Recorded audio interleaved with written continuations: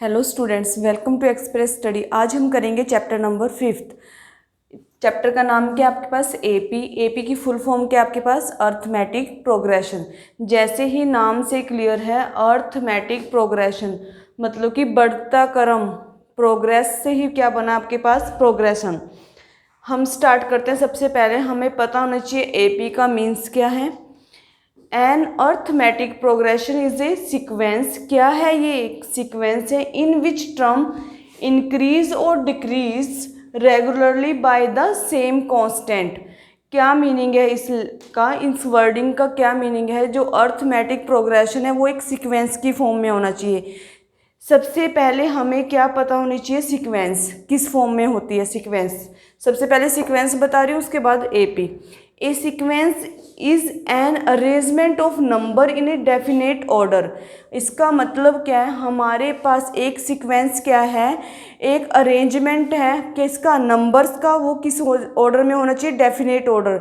उसका ऑर्डर क्या होना चाहिए? डेफिनेट। या तो वो इंक्रीजिंग ऑर्डर होना चाहिए या डिक्रीजिंग, या उसमें कोई ना कोई रूल अप्लाई होना चाहिए जिससे कांस्टेंट क्या है हमारे पास? सेम आए। हमारे पास एपी तभी होगी जब हमारे पास उस एपी का कॉमन डिफरेंस क्या आएगा? सेम। कॉमन डिफरेंस क्या है अभी आगे आपको बताते हैं। An arithmetic progression is a sequence in which term increase और डिक्रीज।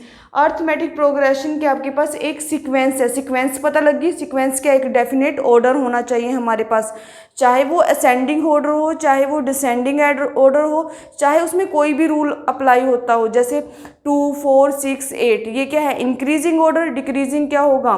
डिक्रीज लगा लो। 16 12 8 ऐसे ही ये भी एक ऑर्डर है। कोई ना कोई ऑर्डर होना चाहिए उसमें, तभी वो एपी बनेगी। क्यों? इंक्रीज और decrease regularly by the same constant. जो उनका डिफरेंस आता है वो क्या होना चाहिए? Same constant. जो ये सेम कांस्टेंट हमारे पास आता है इसका मतलब होता है डी। हमारे पास एपी तभी बनेगी जब उसका सेम डिफरेंस आएगा, सेम कांस्टेंट आएगा। For example 1 2 3 4 dad dad dad. हमारे पास सबसे पहले मैं आपको बताती हूँ ए हमारे पास क्या होती है? First term. ये जो फर्स्ट है यहाँ पर फर्स्ट एलिमेंट जो भी होगा वो क्या होगा? कांस्टेंट जिसे बोलते हैं। ये कितना होता है आपके पास? ए को किससे रिप्रेजेंट करते हैं? फर्स्ट टर्म से। ए को किससे रिप्रेजेंट करते हैं? फर्स्ट टर्म से। देखो क्या है? 1 2 3 क्या हो रहा है? इंक्रीजिंग ऑर्डर है, बढ़ रहा है, एक डेफिनेट ऑर्डर लग रहा है इसमें। तो ये क्या होगी हमारे पास? एपी। कैसे पता चला? अगर आपको ऐसे नहीं पता चलता, इनका कॉमन डिफरेंस 2 में से कॉमन डिफरेंस डी किसको बोलते हैं? कॉमन डिफरेंस को। डी किसको बोलते हैं? कॉमन डिफरेंस को। ए क्या होती है आपके पास? First term. डी क्या होता है? Common difference. कॉमन डिफरेंस हमें कैसे पता चले कि ये डेफिनेट ऑर्डर है या नहीं?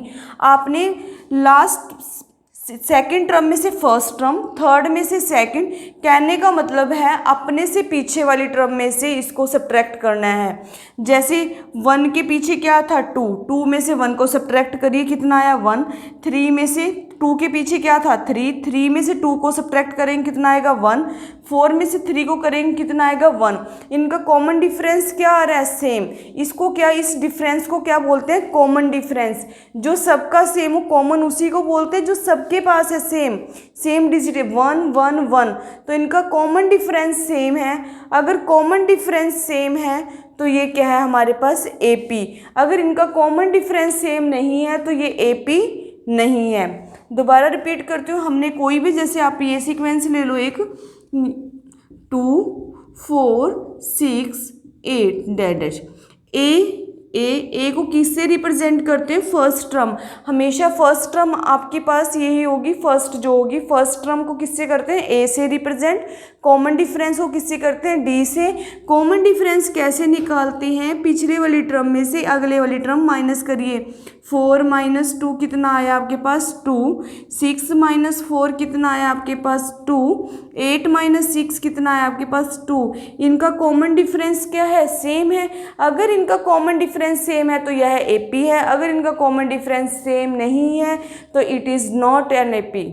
यह एपी नहीं है। यही वर्डिंग में बोला गया कि बाय द सेम कांस्टेंट। देखो सेम कांस्टेंट है आपके पास तभी ये एपी है, अदरवाइज ये एपी नहीं है। सीक्वेंस में भी बोला गया, सीक्वेंस क्या होता है, एक डेफिनेट ऑर्डर होता है। ये एक डेफिनेट ऑर्डर तो है जिसमें कोई ना कोई रूल अप्लाई हो रहा है। क्या रूल अप्लाई हो रहा है? 2 में 2 ऐड किया 4, 4 में 2 ऐड किया 6, 6 में 2 ऐड किया क्या हुआ 8।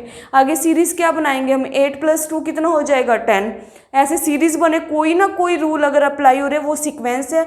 और जो सीक्वेंस में जो ऑर्डर लग रहा है वो क्या है हमारे पास, एपी। एपी क्लियर है। फर्स्ट टर्म क्या होती है आपके पास, ए। कॉमन डिफरेंस क्या कैसे निकालते हैं, जैसे सेकंड में से फर्स्ट, थर्ड में से सेकंड, फोर्थ में से थर्ड, ऐसे ही पीछे वाली टर्म में से अगले वाली टर्म को माइनस करके देखना है, चेक करना है कि एपी है या नहीं। ये सिर्फ आपकी 5.1 की इंट्रोडक्शन थी, 5.1 एक्सरसाइज की।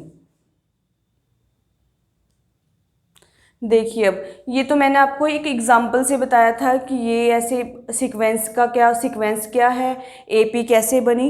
अब एपी की जनरल फॉर्म क्या है आपके पास, जनरल फॉर्म जिससे हम रिप्रेजेंट करते हैं एपी को, A plus D, A plus 2d, A plus 3d, A plus 4d, ऐसे ही नेक्स्ट कितनी होगी, A plus 5d, next A plus 6d, up to ये कहाँ तक चलती रहेगी, ए प्लस nd तक।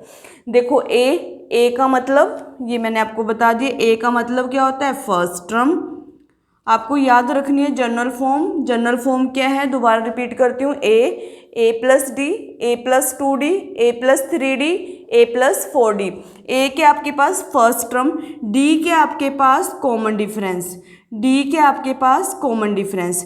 देखो इसको भी चेक करिए, इनका कॉमन डिफरेंस सेम आता है नहीं।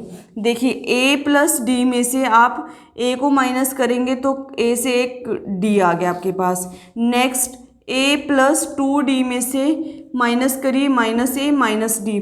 ध्यान रखना माइनस करते हुए आपने इस टर्म में से ये टर्म माइनस करनी थी तो यहाँ पर माइनस लगाया और बच्चे यहाँ पर क्या लगा देते हैं, प्लस, जो कि गलत हो जाएगा।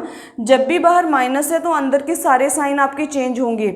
ए से ए कैंसिल, 2d से 1d गया तो कितना आया, d। ऐसे ही नेक्स्ट हम चेक कर सकते हैं इनका कॉमन डिफरेंस क्या आएगा, सेम। इसलिए एपी की क्या है आपके पास, जनरल फॉर्म। ये एपी की क्या आपके पास, जनरल फॉर्म।